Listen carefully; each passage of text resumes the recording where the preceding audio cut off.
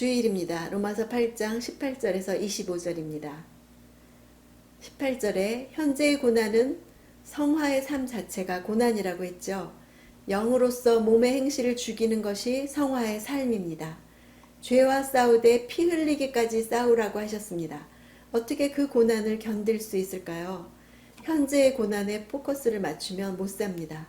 장차 나타날 영광에 포커스를 맞춰야 살아낼 수 있습니다. 우리에게 나타날 영광을 믿는 것이죠. 고난과 영광은 비교될 수 없습니다. 로마 성도들에게 계속되는 현재의 고난은 장차 나타날 영광과 비교할 수 없다는 것을 우리는 역사를 보아 알지요. 우리 삶도 마찬가지입니다. 19절 고난과 영광은 하나님의 피조물과 하나님의 자녀들 모두와 관련되어 있습니다. 옛 피조물은 물질계, 새 피조물은 하나님의 자녀. 이 두 피조물은 현재 고난당하면서 탄식하고 있습니다. 그리고 둘 다 함께 자유롭게 될 것입니다. 자연이 인간과 함께 저주받았고 지금도 함께 고난받는 것처럼 영광도 함께 받을 것입니다. 피조물이 고대한다.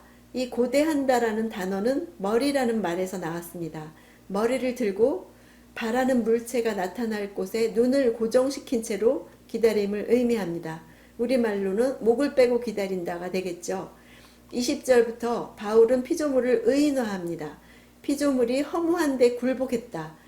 허무한데 라는 한마디 말로 하나님의 저주의 결과를 요약합니다. 이 허무함이란 단어는 헤벨, 전도서에 헛되고 헛되며 할 때 그 모든 것이 헛되다 하는 단어와 같은 뜻입니다. 피조물의 대표자 사람이 타락하니까 만물도 타락했습니다. 자기 창조 목적대로 못 살고 있습니다. 헛되게 살고 있죠. 아담이 불순종함으로 땅이 저주를 받았고 그 결과 땅은 가시덤불과 엉겅퀴를 내고 사람은 평생에 수고하고 땀을 흘림으로써만 땅에서 음식을 먹을 수 있으며 마침내 죽으면 다시 흙으로 돌아가야 합니다. 지금 내 삶은 창조 목적대로 살고 있습니까?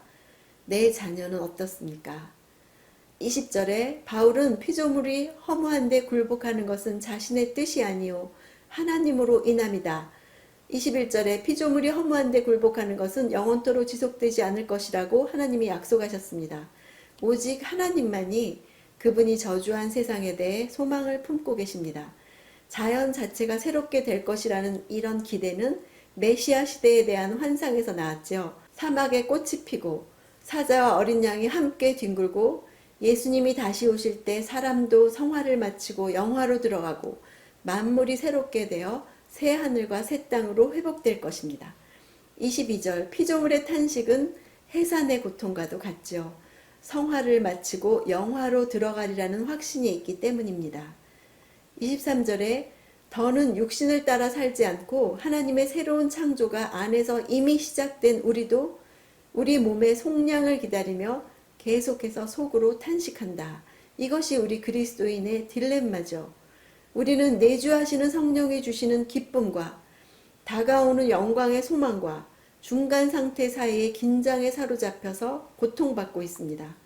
성령의 처음 익은 열매라는 농업적인 비유에서 첫 열매는 머지않아서 완전한 추수가 뒤따를 것이라는 보증이 되죠.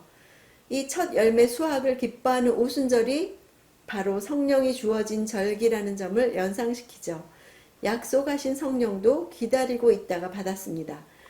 또 상업적인 비유로 양자 될 것, 몸의 속량을 기다린다.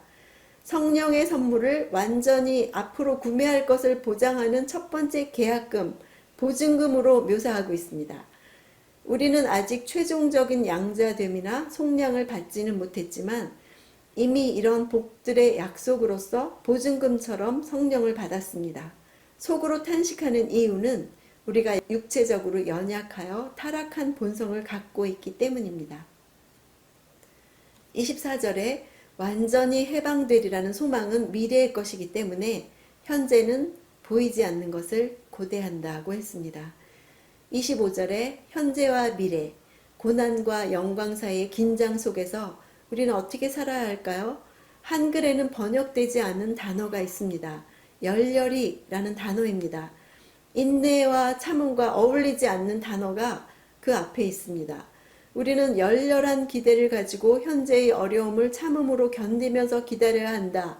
이렇게 되어 있습니다. 하나님의 약속을 확실히 믿기 때문이죠. 이 균형을 유지하는 것은 쉬운 일이 아니죠. 인내의 시간은 열렬이라기보다는 열정이 없이 무기력과 무감각과 비관주의에 빠지기 쉽기 때문입니다. 하나님의 약속을 잊어버리고 불신할 때 열렬함은 사라집니다. 이 시간을 견디지 못하죠. 그러나 하나님께는 시간표가 있으십니다. 하나님을 신뢰한다면 하나님의 때를 기다릴 수 있습니다. 성화 자체가 고난이지만 현재의 고난은 장차 나타날 영광과 비교할 수 없다는 것을 생각하면서 오늘도 성화의 과정을 잘 지나시는 하루 되시길 바랍니다.